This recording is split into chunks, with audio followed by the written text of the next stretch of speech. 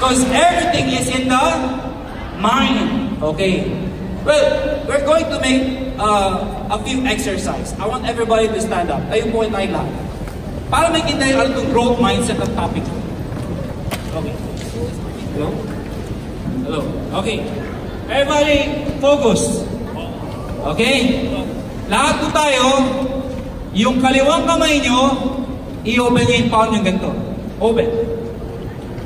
Yung kanang kamay nyo, ganito. Nakaturo. Pero this time, downwards. Alright?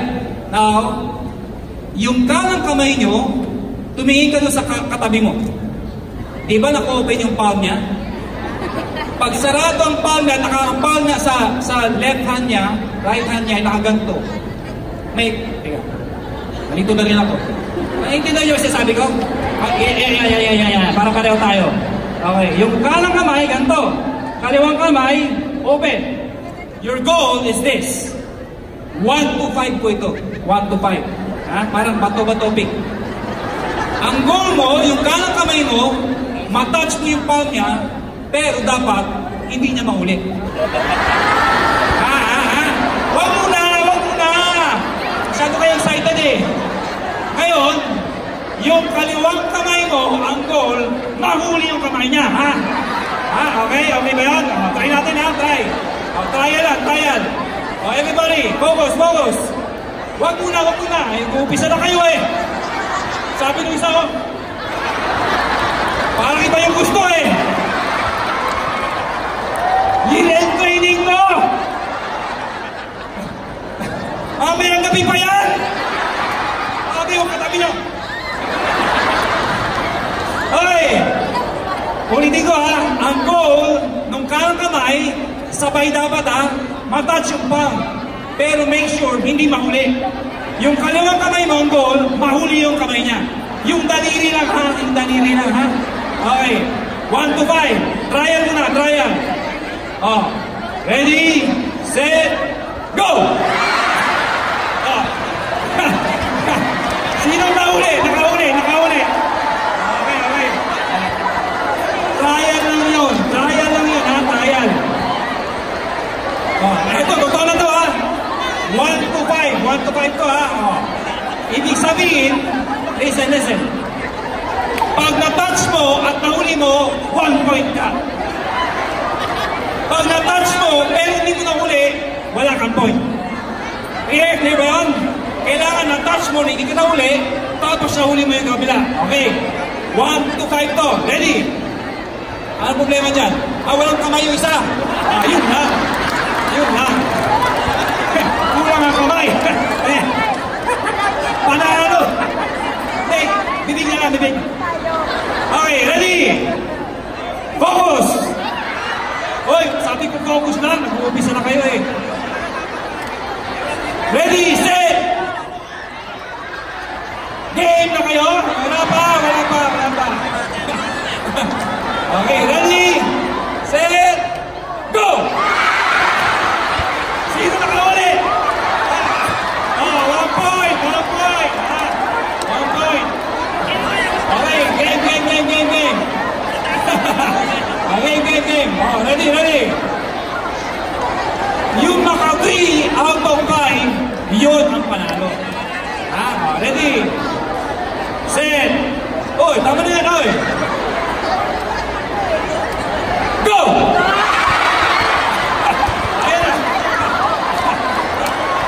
Two points. Sino nakahuli? Okay. Ulitin ko ha. Dapat nahuli nyo at nahawakan nyo. Okay, 2 points. Okay. 1 point na lang. Hindi ganyan. Iba nakaganyan eh. Ganyan. Okay, ready? 1, 2. Wala pa. Excited? 1, 2, 3. Wala pa. Pag wala pang go. Dapat may go. Excited eh. Okay, ready? Focus. Set. Go! Sila ka. 3 points.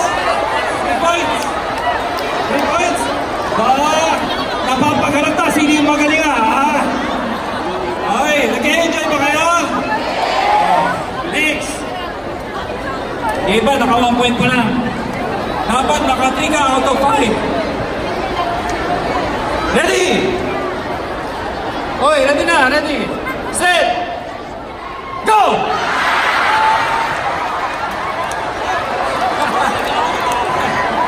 Okay.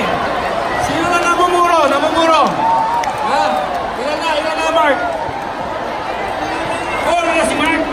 Ano pin mo, Mark? Okay, last. Last na. Ready? Set. Hold your mark. Hold your mark pa lang. Hold your mark pa lang. Okay. Ready? Set. Set. Set, sabi ko, set. Ready? Ano ba kayo? Pag sinabing go. 1, 2, 3. Oy, pag sinabing go. Ano talaga? Pag sinabing go. Okay, ready? Set. Ano yan? Ba't ganon? Go! Go!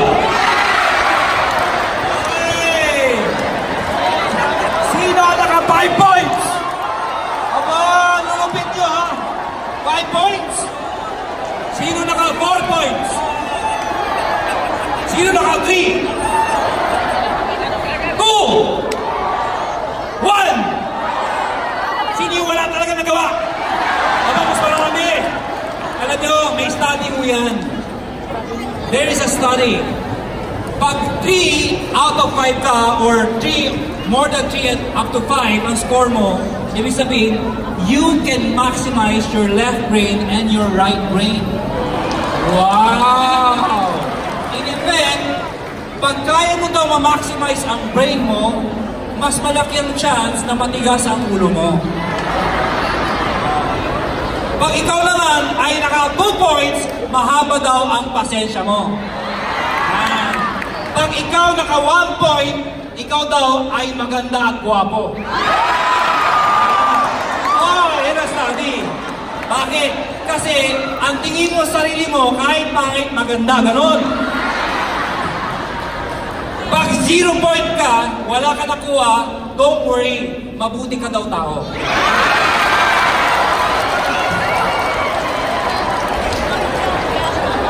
Okay? So yung mga hindi nakakuha, okay lang yan. At least kukunin ka ni Lord. Dahil mabuti kang tao. Okay, hindi ka mahilig makahit.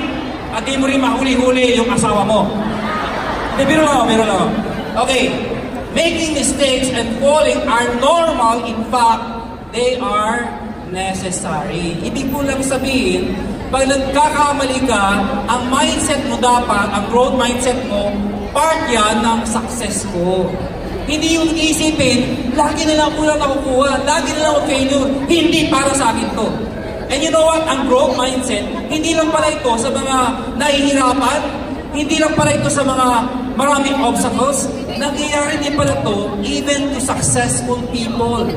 Kahit pala may pera na, successful na-achieve na yung mga gusto, and yet, dumadaan sila sa tinatawag na boredom. Yung growth mindset nila, hindi nag-grow yung mind simply because ang focus nila is yung situation nila hindi na lumalaki ngayon. Why? Mamaya, malalaman natin because of this study. These are scientifically proven. Sa lahat po ng tao, dumarating ka sa point na parang ayaw mo na. Na kahit maya-maya, successful ka, kahit marami kang grupo, parang gusto mong, ayoko na. Pagod na ako sa ginagawa ko. Nangyayari ba yan sa inyo? Kung nangyayari sa mga successful, edi mas lalo nangyayari sa mga hindi pa successful. Mas mabilis kang mag-give up. That is why dapat ang growth mindset mo mas mabilis lumaki. Tingnan nyo nga yung katabi nyo. Mukha bang lumalaki yung growth mindset niya? Nakita nyo ba yung growth mindset? Okay, next. Let's talk about R. Right habit. Masa yung picture niyo? Wala yung picture? Okay, right habit. Naging topic ko ang habit before. Naalala niyo yung habit? Sa mga modern trainees before, habit is so hard to remove because it's part of your life. It's part of your existence simply because lagi mo itong ginagawa. It's automatic sa'yo. Kapag hindi mo na kailangan isipin, kapag ikaw nagtutoothbrush, minsan hindi mo na isipin kung kanan ba, kaliwa ba, up and down ba, it becomes natural. Bakit? Automatic sa'yo eh. It becomes habit. At pag habit, there are two types. There are bad and there are good habits. Now the question is, ano ang tinututukan mo? Yung good habits or yung bad habits? If you remember, ang sabi ko doon, success is a habit. Meaning, if you want to become successful in life, ang gusto kasi ng iba, one time, big time. Yung pagka ako may na-recruit, nakatulad ni John Asperin, yayaman ako. Hindi ho ganun ang success. Ang success, you do it every day by forming natural habits or right habits until you become successful. Pag successful ka na, pag ikaw may right habit ka, hindi ka natitigil. Bakit? Kasi part na ng buhay mo. Para ganito, para maintindihan nyo. Yung mga malakas kumain. Bakit hirap na hirap sila? Simply because habit na nila. Hanggat may nakikita ang pagkain, mumuya yan. Habit na eh. Kahit busog na, masarap eh, kulang yung to. Pag ikaw naging habit mo, na pagka feeling mo medyo busog ka na, kahit may pagkain pa, hindi mo na nakainin. Kasi glutening ng tawag doon. Ibig sabihin, busog ka na, hanggang may nakita ng pagkain, kain ang kain. Kaya yung mga mahihilig sa buffet, yan, masama pala yung mahilig mag-buffet. Kasi ang mindset mo, kailangan ma-maximize ko yung binayad. Sayang naman yung pagkain dito. Hatapon din ko eh, kainin na natin. Ang worst niyan, busog ka na, kinain mo na, pero gusto mo makarami, ano gagawin? Isinusuka yung kinain. Tututin yung gilagid, isusuka, para lang makakain ulit. Ladies and gentlemen, success is a habit. Every day, part ng buhay mo if you want to become successful. Right mindset and proper habit, right habits, believe me, hindi ka magkakaproblema. Maraming tao kaya nahihirapan mag-invite simply because hindi na sila nag-i-invite. Talagin mo yung downline. Kailan ka huli nagkaroon direct? Sabihin sa'yo, oo nga no, nagdi-direct pa. Walang direct simply because ang totoo niyan, hindi na sila nag-i-invite every day. Ang pag-i-invite pala, regardless kung nag-uumpisa ka, matagal ka na, kung successful ka na, part na ng buhay mo yun. Hindi mo sasabihin sa sarili mo, ano ba naman ang buhay na to? Araw-araw na lang, invite ng invite. Puro naman rejection, ayoko na. Wrong mindset. Ang tamang habit, kahit may kausap ka, kahit may nakita ka, basta tao, recruit lang ng recruit. Hindi ka titigil. Bakit? Kasi part na ng habit mo ang remove the word recruit. Tanggalin yung word na yun. Isipin nyo lang ganito. Share the business. You'll never know kung sino susunod na masisharean mo. Malay mo, yung susunod na Joseph Lim, ang susunod na makakausap mo. Next, success is not an overnight kind of thing. That a single achievement doesn't define our success. Maraming katulad in-explain ko, ang success, hindi ho yun one time, big time. It is like a muscle. It needs to be worked to grow and to develop. Sorry. Build, ito ang applications. Build grit with small physical wins. So always tell yourself, dahan-dahan, I will become successful. Ito rin ako ang ginagawa ng mga triathlete. If you remember Francis, yung mga triathlete, nakakausap ko siya. Kasi ang iba, kaya takot sa triathlete, ang nakikita nila, yung layo ng lalanguin, yung layo ng ibabike, at yung layo ng tatakbuhin. Pag pinagsama mo yung tatlo, aayaw ka na talaga. The right way pala is, ang go mo, one at a time. Hindi yung tinan mo lang buo. Kasi pag tinan mo buo, mo-overwhelm ka. Pag tinan mo sarili mo ngayon, mo-overwhelm ka. Wala pa rin nangyayari. Ang layo na natin ng mga kasama ko. Ako nandito pa rin. Pag yun ang mindset mo, ang tingin mo sa sarili mo, walang pag-asa. Pero if you're going to think one piece at a time, believe me, magugulat ka na lang, tapos mo na yung goals mo. That's the secret. Next, internalize your success. Well, mas kilala sa pangalang term na visualization. Again, naging part ng topic ko to before, na visualization, it is a very simple step na ginagawa ng mga successful na tao. Na akala ng iba, ang simple lang. But the truth is, it matters. Whenever they compete, bago sila makipag-compete, yung mga successful na athletes, alam niyo ba, nire-rehearse sila sa mind yung kanilang pag-basketball, pag-shoot, even boxing, even in public speaking. Alam niyo ba, good public speaking, mga public speakers, before humawak ng mic, nire-rehearse sa mind nila, ano yung mga sabihin nila, anong itsura nila, paano nila sasabihin. That's called their performance. Before they perform, piniperform na nila sa utak nila. Including success, ini-internalize pala yan. So try this. Lahat po kayo pumikit. Pikit, sabi ko eh. Okay, then raise your two hands. Itaas niyo yung kamay niyo. Now imagine yourself racing and you're about to finish the finish line. You're about to cross the finish line.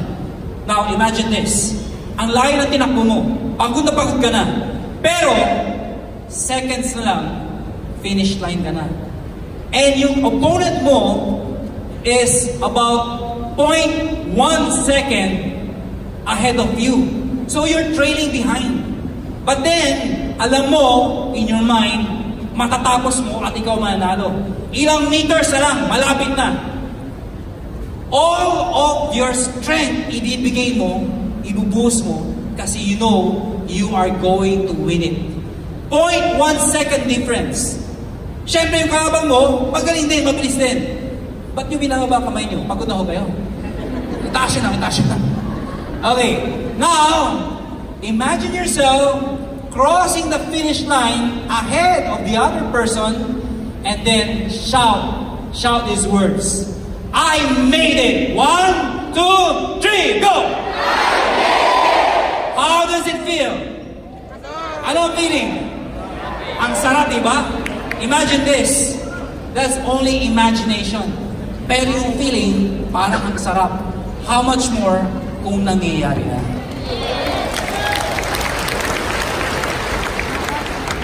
Okay, internalize success. One must speak, visualize, and feel positivity in order to be aligned to his or her success.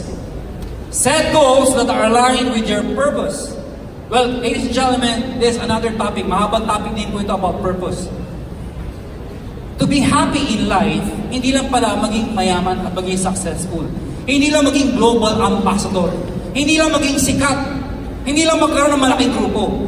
The most important thing is, you should know your purpose. Ano ang reason ba't nandito ka? Bakit mo kailangan maging mayaman? Well, ladies and gentlemen, to be honest with you, kami mga may-ari, napapagod din. And yet, how come, mayaman na, successful na, may itsura pa? Ang laki na ho ng A-Global. But we never stop. Why? Because meron na ho kaming greed. It is our passion. We don't stop simply because our purpose is to help people like you na nag-uumpisa pa lang na marating yung narating po namin. Hanggang merong distributor dito na nangarap na umangat ang buhay, hindi titigil ang A-Global. Tutuloy at tutuloy ang A-Global. Papalakasin natin to. Well, of course, you've heard a lot of people na successful na nag-quit. Yung iba naman, wala pang na-achieve, nag-quit. Because quitting is so easy. Ang bilis mo mag-quit. Now, if you internalize success, mas madali kang gawin yung business mo. Next, build time into your day for reflection. It's like mantra. Every day, gawin niyo po ito. It's either there's a time for you for God, you pray, you internalize what you've done for the whole day. What else? Every day, iniisip mo ano yung mga ginawang positive and don't focus on the negative. So you focus on the things that are good. Every day, you build your memories wherein yung mga naalala mo, ginawa mo tama, uulit-ulitin mo the following day. Do you understand? Okay, next. Of course, application is visualize your success. Not necessarily yung malaking success, but the small success na nakuha mo every day. And finally, tough emotions. Can you say tough? Okay. Sa Tagalog, makapal ang mukha. Yan. Tingnan nyo nga yung katabi nyo kung makapal ang mukha. In a positive way. Do you remember yung kwento ko about tough? There is this, sa Atlantic Ocean, merong isang malaking ship, battleship, at may tatlong general na nandun sa ship na yun. American, Russian, at saka German. So, syempre, ang tataas ang ego ng mga yan. Nagsalita ngayon yung Russian. My soldier is tough. Are you sure? Sabi ng dalawa, yes. Russian soldier. Now, yung Russian soldier, yung Russian pa sinabi ko? Hindi na ko lang kung nakikinig kayo. Russian soldier, come over here. Lumapit yung Russian soldier. Sir, yes sir. Are you tough? Sagot ng Russian soldier, I am tough, sir. I want you to jump into the sea. Atlantic Ocean yun. Automatic, alam mo malamig yun. And swim around the ship. Yung Russian soldier, walang katinang-tinang. Sir, yes sir! Tumalong ka agad. Tough talaga, tumalong. Ang lamig, talagang kita mo sa buka. Ang lamig, pero nilangoy talaga. Inikot, tinapos. Sabi ng Russian soldier, now, top that! Sabi ng American soldier, you call that top? American soldier, come over here! Kapit yung American soldier. Sir, yes sir! I want you to jump into the sea and swim around the ship 7 times. Pa 7 times. Alam mo yung American soldier, hindi na lang tanong-tanong, tumalong. Talagang tinapos 7 times, mamatay-matay daw. Pero tinapos. Now, top that. Yung German soldier, you call that tough? German soldier, sabi ng general, come over here. Are you tough? Sagot yung soldier. Sir, yes, sir! Are you sure you're tough? Sir, yes, sir! I want you to jump into the sea and swim around the ship 20 times and go under the ship. Sabi ng German soldier, what?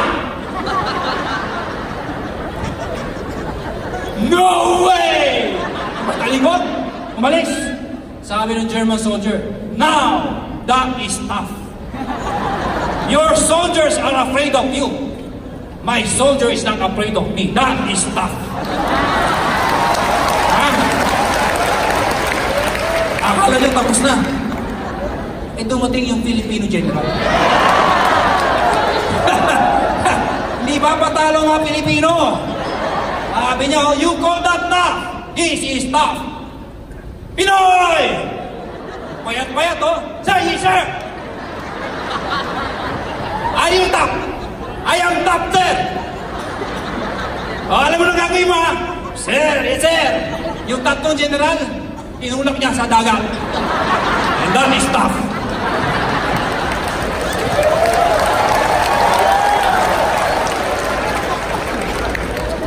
You control your response.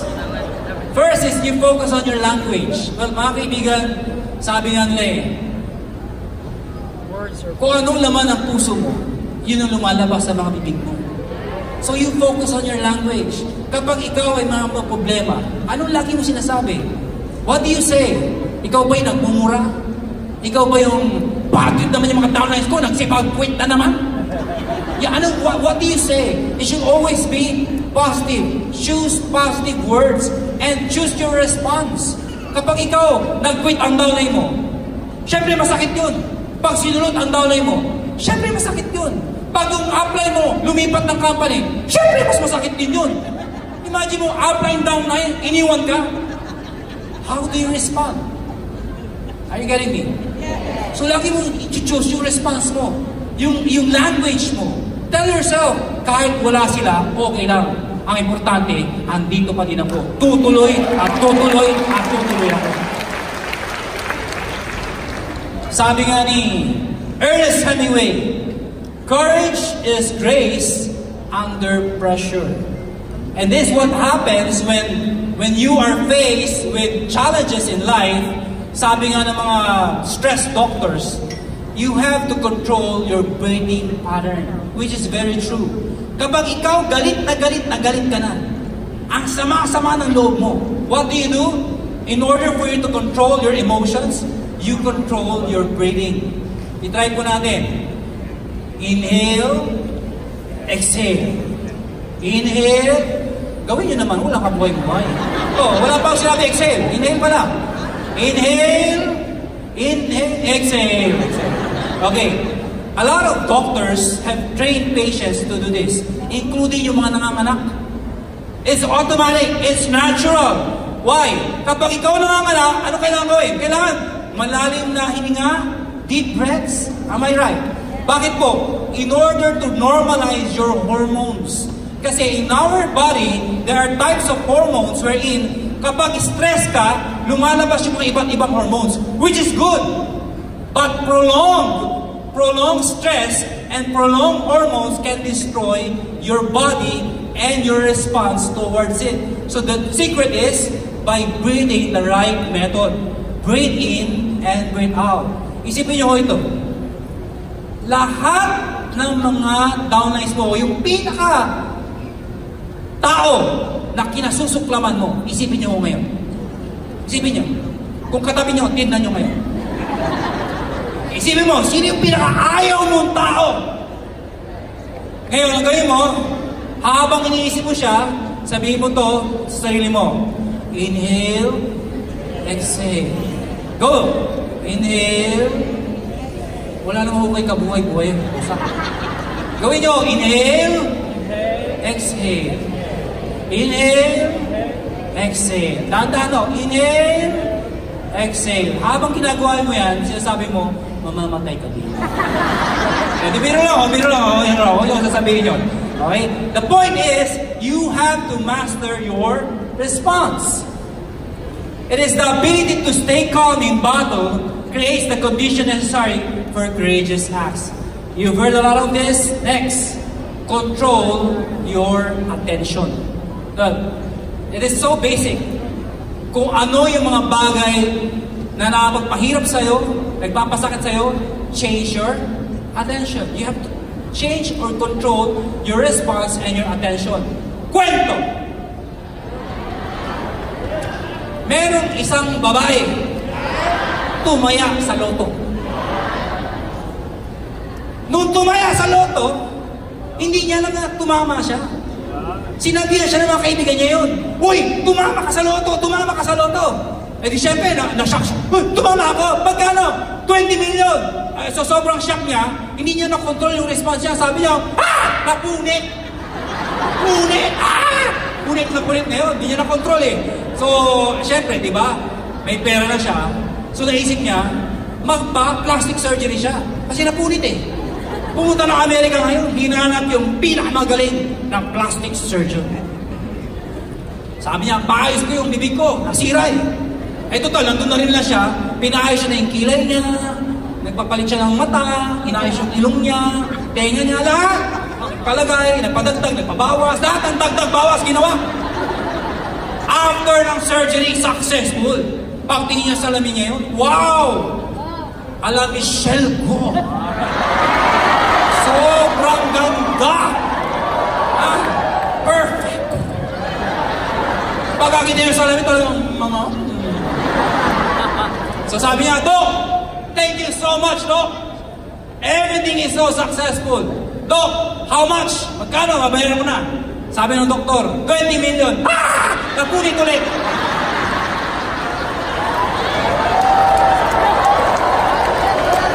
So you control your response. Bakit? Baka bumalik ka sa pinanggalingan mo. Ulit, sayang 20 million. The greatest discovery of all time is that a person can change his future by merely changing his attitude. Ulitin ko. This was told by Oprah Winfrey. The greatest discovery of all time is that a person can change his future by merely changing his attitude. So just changing your attitude, you can change your future. Shifting our attention from the negative by talking to ourselves positive. In short, positive talking. Last, transform your emotions. Well, we all have emotions, which is all natural. But the secret is, transform your emotion. The starting point is emotional awareness. So, everything starts with, ano ba yung situation mo? I-acknowledge your situation. Kung ikaw ay may pinagdadaanan, i-acknowledge mo yun. Huwag mong babaliwalain. Di ba kasi ginagawa? Pag may problema, dahil natin sa inuman. Para makalimutan yung problema. Which is wrong. You're not facing your problems, but you are actually, dinadaan mo lang sa inom, kinakalimutan mo, pero actually the problem is still there. So you have to start by being aware of your emotions. Next, work on stopping negative feelings. Napag-usapan natin yan kanina. And finally, surround yourself with positive people. And that's what we are doing tonight. Every time, pag kayo ay down, you go to your uplines, you attend trainings, sumama kayo sa mga positive people. Why? Because it is really true. Pag ang lagi mong kasama ay negative, magugulat ka, magiging negative ka. Napansin nyo ba yun? Kapag ang lagi mong kasama is positive, nakakahawa yun because positive is very contagious. Excitement is contagious. Tingnan mo yung katabi mo. Di ba inaantok? Wow, nakakahawa din yan. Sabi mo sa katabi mo, nakakahawa ka.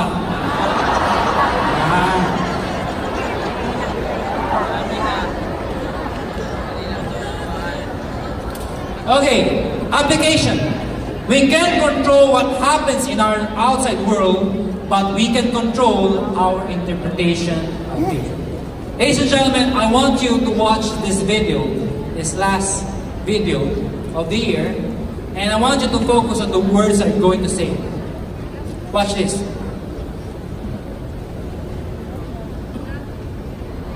That movie is called Facing the Giants. So, it's a nice movie, right? Sino kapanood ng movie niyan? Sa building ko. Alright. First time nung napanood yung movie niyan, I was so touched. Sabi ko, ang galing pwedeng gamitin sa network marketing. Na kahit na pagod ka na, we've been faced with a lot of difficulties in life, a lot of challenges, a lot of disappointments every day. But then, if our mindset is not to quit, you will keep on moving, striving, continuing until you reach your goals. That's why we are here tonight. We are not going to stop. Kahit ano bang sabihin ng mga tao sa labas, kahit sabihin na hindi mo na kaya at pagod ka na at hirap ka na, tutuloy at tutuloy at tutuloy ka. Kasi alam mo, para sa global ka. Kasi alam mo, dito ka tinawag at alam mo, magiging successful ka. Naniniwala ka ba sa sarili mo? Again, during that movie, ang sabi ng guy, ang kaya lang niya is up to 50. 50 lang daw. 50 steps without someone on his back. Ladies and gentlemen, he was at the end zone. Tinakpan yung eyes niya simply because pag nakita niya na malayo na siya, for sure, he will quit. It's about the mind over body. Believe me, wala sa itsura mo. Wala sa pinanggalingan mo. Wala sa magulang mo. Wala sa upline mo. Nasa kamay mo ang success mo dito sa iyong global. Ikaw at ikaw ang gagawa ng buhay mo. Pag ikaw nag-succeed, walang ibang sisihin kundi ang sarili mo. Pag ikaw nag-fail, walang ibang sisihin kundi din ang sarili mo. Ladies and gentlemen, ikaw ang gagawa ng buhay mo. Hihintayin namin ang susunod na kwento. Dahil ang susunod na kwento, yung kwento mo. Dito sa stage, pag ikaw successful na. And you've heard a lot of people, a lot of authors na sinulat, but this one, ako mismo nagsulat dito. Sabi ko nga, yan ang sinulat ko.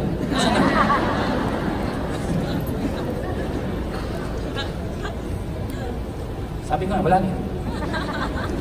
Ang haba, no? Ayan, year-end training ang sinulat ko. Ladies and gentlemen, this is year-end training. Uulitin daw lahat mula umpisa. Nag-enjoy ba kayo? Meron pa ako sa exercise pero ayoko i-push simply because it's too late and iba sa inyo excited na para sa raffle. Gusto ba ng raffle? See you on next week. Failure is not permanent. Rejection is not permanent. But quitting is permanent. Hanggang nasa in-global ka, may magagawa tayo. Kahit hirap na hirap ka, huwag ka lang bibigay. Kumapit ka lang kaibigan, umawak ka lang sa amin. Isasama at isasama ka namin sa tagumpay dito sa AIM Global. Kung naniniwala ka, tumayo ka!